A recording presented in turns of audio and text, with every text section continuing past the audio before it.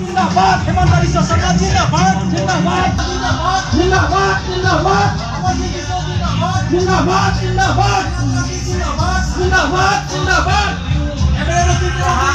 itu ini kecelakaan siang lalipan tradision hot dan dua nanti tunggu ini pernah tuh MLA akan hari itu boleh kasih boleh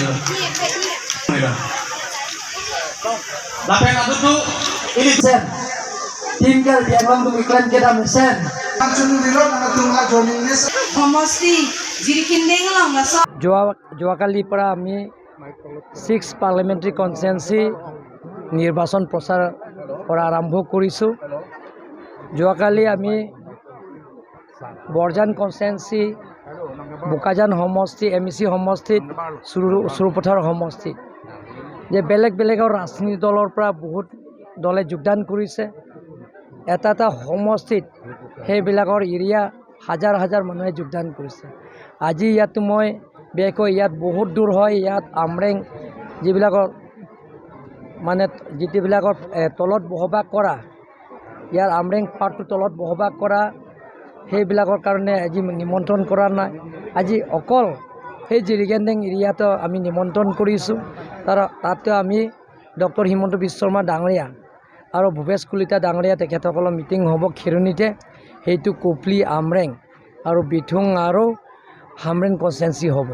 গতিকে সেইটো এটা আমি তাতে এটা কাৰ্যসূচী ঠিক কৰিছোঁ।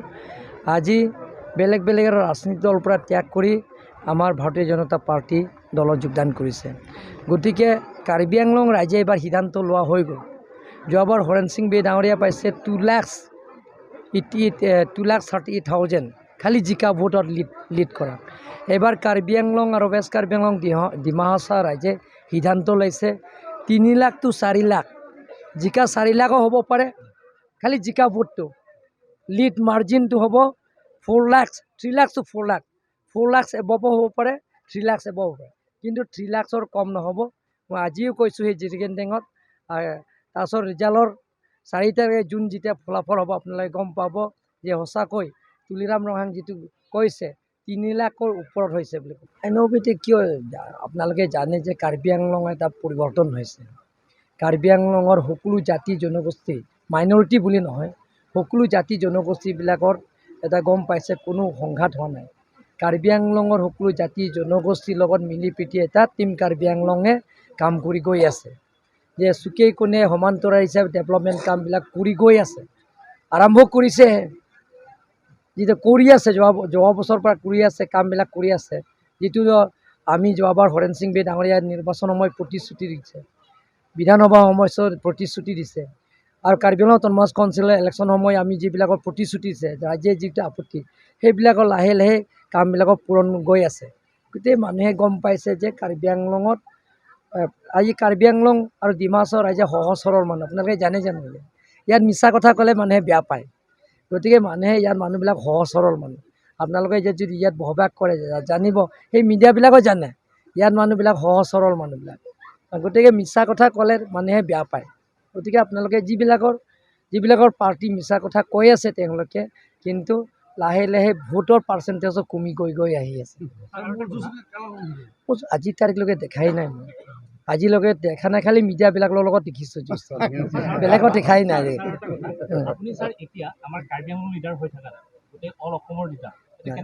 মইতো সৰু মৰু মানুহ আছে, আপোনালোকে জানে। মইতো একদম সাধাৰণ ৱৰ্কাৰ্ছে আছে, সাধাৰণ কৰ্মী আছে। ৰাইজে ক'লে নাই নাই অসমৰ লিডাৰ মই সৰু মৰু আছে, আপোনালোকৰ নিচিনা সমানে। কেতিয়াবা আহিব, চাহ খাম একেলগে। বিপুল ভোটত জয়যুক্ত কৰিব লাগিব। প্ৰধানমন্ত্ৰী নৰেন্দ্ৰ মোদীক তৃতীয়বাৰৰ কাৰণে আমি আসনত বহাব লাগে। তৃতীয়বাৰৰ নৰেন্দ্ৰ মোদী বনোৱা স্বাৰ্থত, প্ৰধানমন্ত্ৰী বনোৱা স্বাৰ্থত আপোনালোকৰ মূল্যৱান ভোটটো পদুম ফুলৰ চিনত ভোট দি অমৰ সিং দিছক বিপুল ভোটত জয়যুক্ত কৰিব লাগিব। কিহৰ কাৰণে জয়যুক্ত কৰিব লাগিব? বিনামূলীয়া ৰেচন কাৰ্ড পোৱা স্বাৰ্থত। যিবিলাকৰ ৰেচন কাৰ্ড আছে বা পোৱা নাই তেওঁলোকৰ ৰেচন কাৰ্ড পোৱা স্বাৰ্থত। ৰেচন কাৰ্ড পোৱাৰ লগে লগে এটা ৰেচন কাৰ্ডতে প্ৰত্যেকজন ৰেচন কাৰ্ড পোৱা পৰিয়ালে বিনামূলীয়া আয়ুষ্মান ভাৰতৰ কাৰ্ড আপোনালোকে পাব। বছৰত 5 লাখ টকা, 5 বছৰলৈ 25 লাখ টকা বিনামূলীয়া ট্ৰিটমেণ্টৰ এই সুবিধা 25 লাখলৈকে 5 বছৰ আপোনালোকৰ সুবিধা পাব। তাৰ লগত এই ৰেচন কাৰ্ড থাকিলে প্ৰত্যেকজন দৰিদ্ৰ পৰিয়ালে আপোনালোকে পাব অৰুণোদয়। কোনে কোনে অৰুণোদয় পোৱা নাই? হাত ডাঙক। পোৱা নাই? নিৰ্বাচন শেষ হোৱাৰ পিছত মই প্ৰতিশ্ৰুতি দিছোঁ প্ৰত্যেকজন পৰিয়ালে অৰুণোদয়, গোটেইখিনি পৰিয়ালে অৰুণোদয় পাব বুলি মই আপোনালোকক প্ৰতিশ্ৰুতি দিছোঁ। এই ফৰ্মটো মই ইয়াত আমৰিং কনষ্টিটুৱেঞ্চিলৈকে মই প্ৰেৰণ কৰা হৈছে। আমাৰ নৰেন্দ্ৰ মোদী ডাঙৰীয়া আৰু ডক্টৰ হিমন্ত বিশ্ব শৰ্মা ডাঙৰীয়া সেই দুজনৰ ফটো থাকিব। ভাৰতীয় জনতা পাৰ্টীক সেই প্ৰতিশ্ৰুতি অৰুণোদয় পালে, ফ্ৰী ৰেচন কাৰ্ড পালে, আয়ুষ্মান ভাৰত কাৰ্ড পালে, অৰুণোদয় পালে। তাৰ পিছত যিবিলাকৰ কলেজত পঢ়িব, আপোনালোকৰ ছোৱালী কলেজত পঢ়িবৰ কাৰণে প্ৰত্যেকজন ছোৱালীৰ কাৰণে যে আপোনালোকৰ ছোৱালীৰ কাৰণে পকেট মানি যে আপোনালোকে টকা দিব নালাগে, বছৰত 10,000 হাই ছেকেণ্ডেৰী 2 বছৰ 20,000 টকা আপোনালোকৰ ছোৱালীৰ একাউণ্টত সোমাব। তাৰ ভিতৰত হাই ছেকেণ্ডেৰী পাছ কৰাৰ পিছত প্ৰত্যেকজন ছোৱালী 12,500 টকা আপোনাৰ ছোৱালীৰ একাউণ্টত সোমাব। তাৰপিছত BA পাছ কৰাৰ পিছত প্ৰত্যেকজন ছোৱালী 25,000 টকা বছৰত আপোনাৰ ছোৱালীক একাউণ্টত সোমাব। সেইটো নৰেন্দ্ৰ মোদী আৰু ডক্টৰ হিমন্ত বিশ্ব শৰ্মাই আপোনালোকক উপহাৰ দিছে। সন্মানীয় ৰাইজসকল, আপোনালোকৰ মূল্যৱান ভোট কিহৰ কাৰণে দিব লাগে? পদুম ফুৰচিনত যে তৃতীয়বাৰ কাৰণে প্ৰধানমন্ত্ৰী নৰেন্দ্ৰ মোদী হোৱাৰ পিছত প্ৰত্যেক BPL ফেমিলিক আপোনালোকক কাৰেণ্ট বিল দিব নালাগে, চলাৰ প্লেট গোটেইখিনি বহাই দিব, আপোনালোকে চিন্তা কৰিব নালাগে।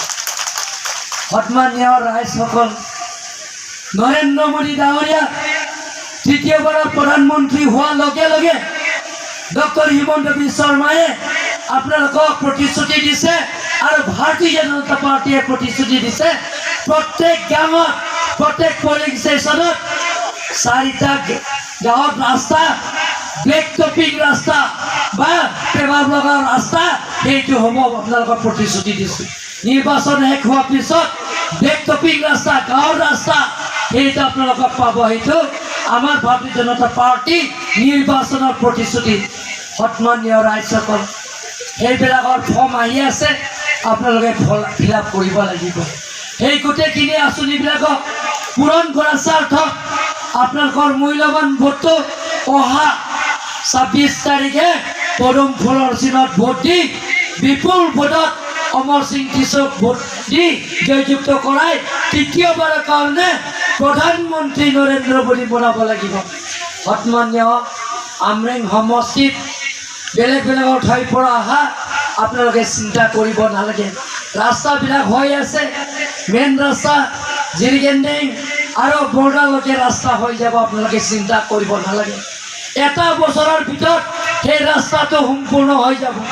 সন্মানীয় ৰাইজসকল, যিবিলাকৰ আমৰিং সমষ্টিত সেই অভাৱ অভিযোগবিলাকক যিবিলাক মই প্ৰতিশ্ৰুতি দিছোঁ, নিৰ্বাচনৰ সময় যিবিলাকৰ প্ৰতিশ্ৰুতি দিছে সেই প্ৰতিশ্ৰুতিবিলাকক আমাৰ বিধানসভা নিৰ্বাচনৰ আগে আগে সেই গোটেইখিনি প্ৰতিশ্ৰুতি আখৰে আখৰে পালন কৰি মই আপোনালোকৰ ওচৰত পুনৰবাৰ আপোনালোকক প্ৰতিশ্ৰুতি দিছোঁ।